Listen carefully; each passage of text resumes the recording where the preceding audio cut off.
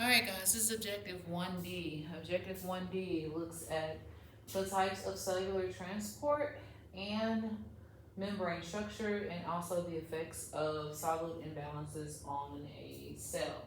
Alright, so I'm going to start off with just talking about the membrane structure, and then I'll get into the different types of cellular transport. So the plasma membrane, also known as a cell membrane or a phospholipid bilayer or a fluid mosaic model, is mainly composed of this thing right here, which is a phospholipid, which is a class of lipids. Now this particular class of lipids is one that we say is amphipathic, meaning that the molecule has one section that is hydrophilic or water loving, and it has another section that is hydrophobic or water fearing. It has a phobia of water. Now, what makes this molecule so great in forming membranes is its behavior when you put it in an aqueous environment. The extracellular fluid outside of a cell is mostly water. The cytosolic inside of a cell is mostly water. So those are aqueous environments.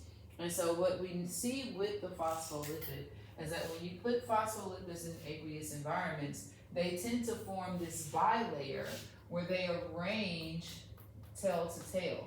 So that creates a membrane that has a hydrophilic regions on the outside. So these regions are hydrophilic. And then the internal part of the membrane, which is the largest part, is going to be hydrophobic. So this part of the region is going to be hydrophobic.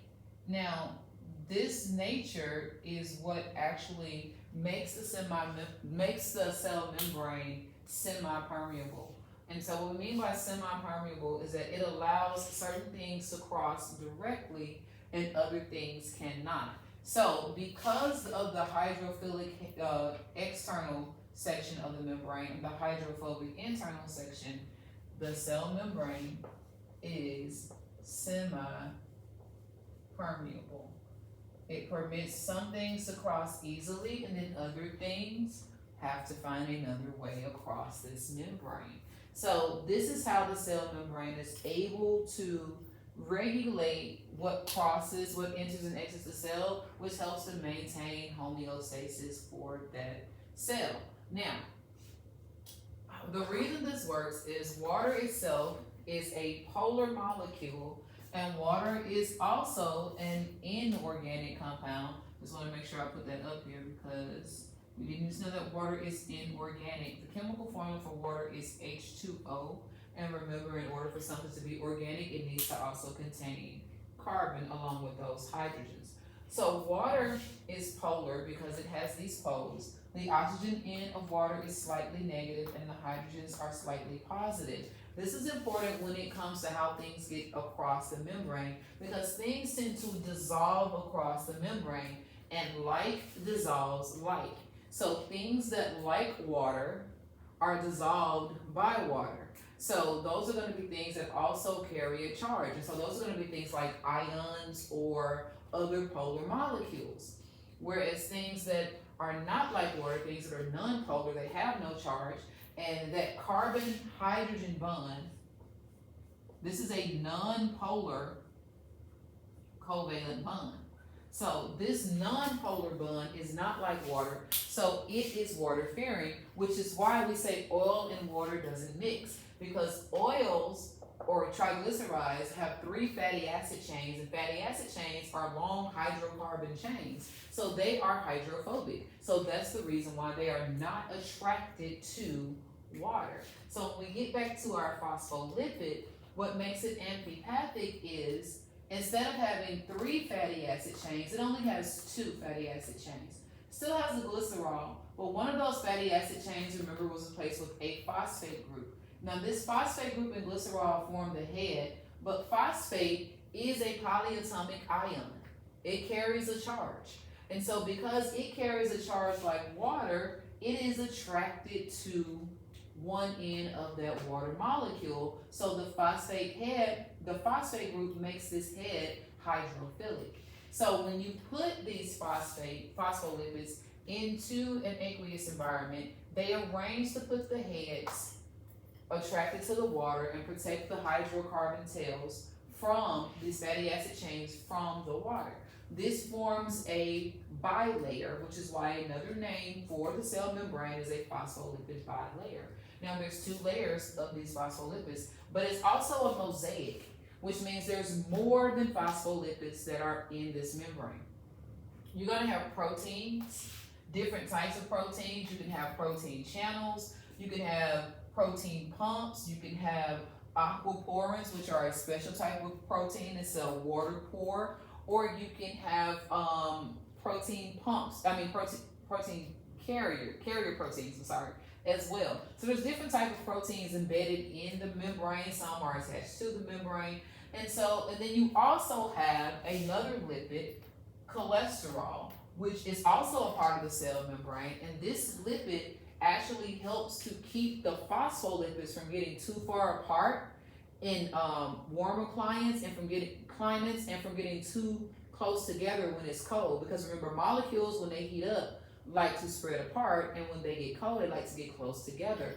So the cholesterol gets in between these phospholipids, and it helps to maintain the membrane fluidity. It helps to keep that membrane from becoming either too rigid or too loose, which keeps it semi-permeable. Now, let's talk about what happens with cell transport, okay? Because our whole goal is to look at cellular transport, which is how things get into and out of this cell. How are things going to cross this plasma membrane? Now, there are two types of cellular transport.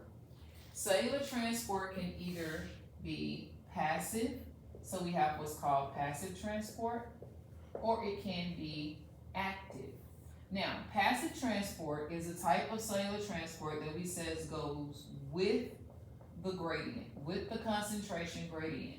And so what is a concentration gradient? A concentration gradient is simply a difference in the amount of particles across a semi-permeable membrane. So if this is my membrane, if I have 10 particles on this side and 2 on that side, then I have a gradient because there's a difference in the amount of particles across that membrane. So going with the gradient, the natural tendency of things is to move from an area that is highly concentrated to an area that is lower concentration. So going with the gradient simply means I'm going from an area of high concentration to an area of low concentration. So passive transport is going to move particles are going to move from an area of high concentration to an area of a lower concentration. One of the common misconceptions of students is that when we say high to lows, we mean top to bottom. That's not what we mean. We mean to where there's a lot of stuff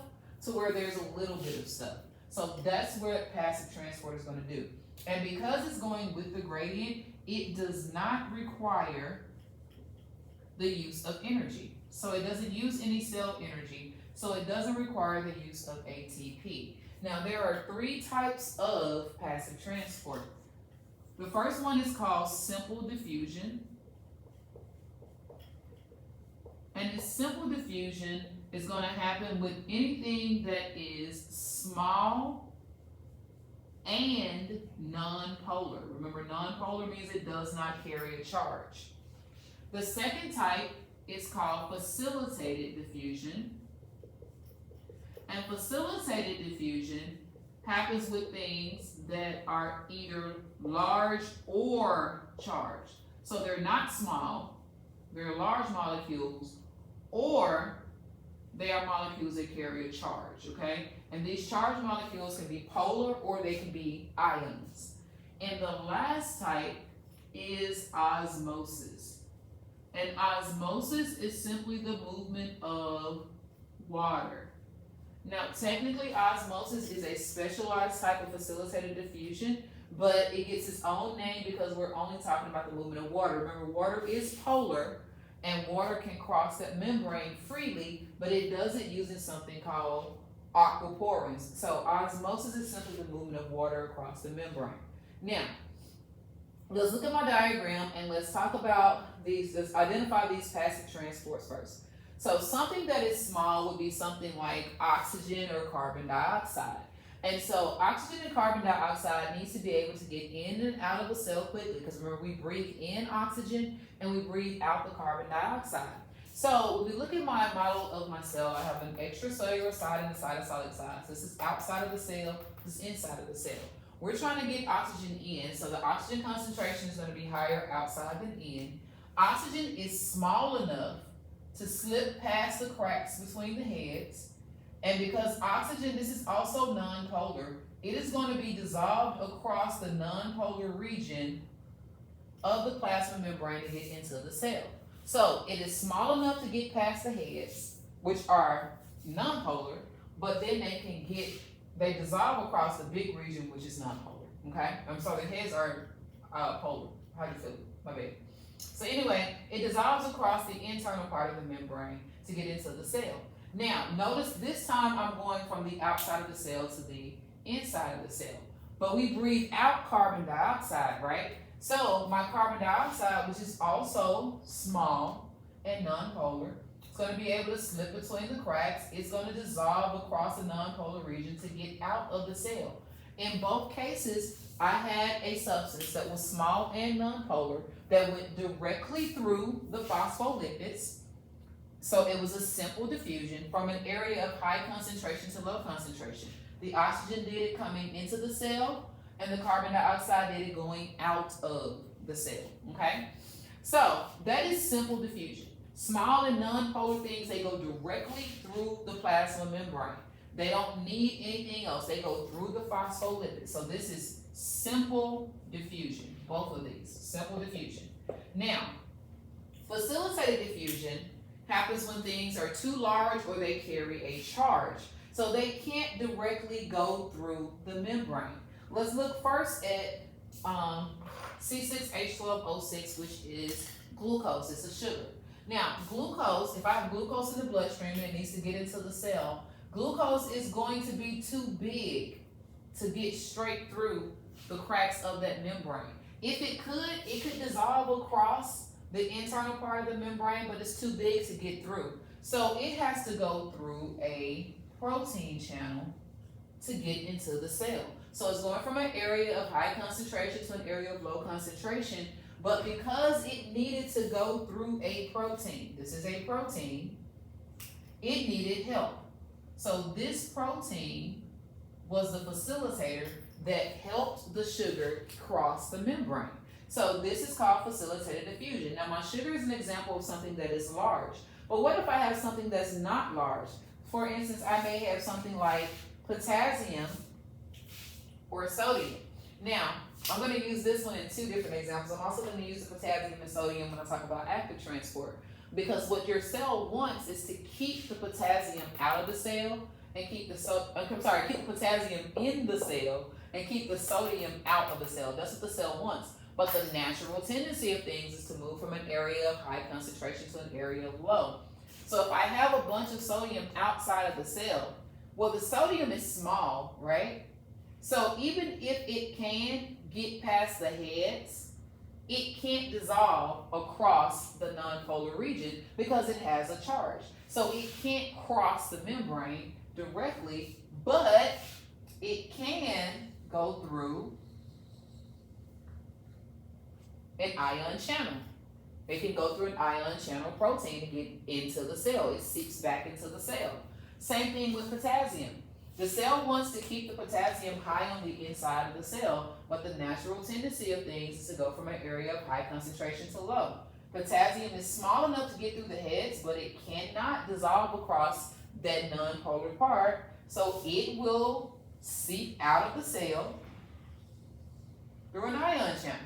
It's going to seep out because it's going to naturally move from an area of high concentration to low concentration. So these things, so these are small, but the reason they had to go through a protein is because they were charged. Okay, so large or charged It's going to move from high to low concentration using facilitated diffusion. Now, the last thing we have is water, okay? Water is going to go in and out of the cell at different rates. If the concentration of water is equal, it's going to move at the same rate, but it moves from an area of a high concentration of water to an area of low concentration of water at a faster rate. Water is a polar molecule, but water moves freely through these things called aquaporins, and the movement of water across the membrane is called osmosis, okay? So it's called osmosis. Now, when my glucose and when my ions went across from high to low, that was called facilitated diffusion, okay? So my three types of passive transport, I'm going to have simple diffusion where things that are small and nonpolar, have to be small and nonpolar, are able to simply cross the membrane from an area of high concentration to an area of low concentration. I'm going to have facilitated diffusion where if it's large or charged, it has to actually go through a protein channel. It cannot simply cross that membrane. And I have osmosis, which is the movement of water from an area of high concentration of water to an area that is lowly concentrated in water. Now that is my passive transport. To passively go from high to low, a cell will use DFO. D for diffusion, F for facilitated diffusion, and O for osmosis. Now my other type of transport is called active transport. Active transport is the opposite of passive transport. Active transport is when things move from an area of low concentration to an area of high concentration, or they move in bulk, which means it needs to be a lot of it taken in at one time, or things just really, really big. It's like really, really bulky, okay? That's going to be active transport. Active transport is going to require the use of ATP. It's going to require the use of ATP. And when you're doing active transport, you're definitely going to be using either the cell membrane is going to get involved itself and actually change its shape by taking in and fusing with the vesicle or budding off a vesicle, or you're going to have to use like a carrier protein or a protein pump, okay? Now, the most common type of active transport found in animal cells is going to be the sodium potassium pump. Remember I told you I'm going to use that sodium potassium in more than one way. Remember I told you that the cell wants to keep the potassium high inside the cell, and it wants to keep the sodium high outside of the cell. So when this potassium seeps outside of the cell, it is going to be forced back in using a sodium potassium pump. And when the sodium seeps into the cell, it is going to be forced back out using a sodium potassium pump. So I'm going to push these things from an area of low concentration into an area where they're already highly concentrated, because the goal of the sodium potassium pump is to keep it high out for the sodium, keep it high in for the potassium. So because I am forcing these out, it requires the use of ATP to do that. A carrier protein, because it has to change its shape in order to bring things across the membrane, will also require the use of ATP. So this is when you're going to have things moving from an area of low concentration to high concentration. Now when things move in bulk, this is when the cell membrane actually gets involved. And you're either going to have endocytosis or exocytosis. With endocytosis, the cell membrane surrounds something and pulls it into the cell. If that thing is dissolved, it's called pinocytosis. If it is a large thing, like a food particle or bacteria, it's called phagocytosis. Pinocytosis is cell drinking, phagocytosis is cell eating, okay? Now, if it's pushing something out of the cell in bulk, then it's called exocytosis, and there's only one type of exocytosis, it's just that. So, again, your active transport is going to go from an area of low concentration to an area of high concentration. So since I'm going this way, we say instead of going with the gradient, your active transport is going against the gradient, okay? It's going against that gradient when we're using these protein pumps or these carrier proteins. And then we have bulk transport, which is endocytosis or exocytosis, where the cell membrane uses energy to actually surround something and bring it into the cell in bulk, or to push something out of the cell in bulk. So that's going to be your forms of active transport. Active and passive transport are the exact opposite. Passive goes with the gradient, active goes against. Passive does not use energy, active does. Now, I need to circle back to osmosis. We're going to do that in a separate video because this one is already at 20 minutes. So I'm going to come back and talk about the effects of solute imbalance with osmosis.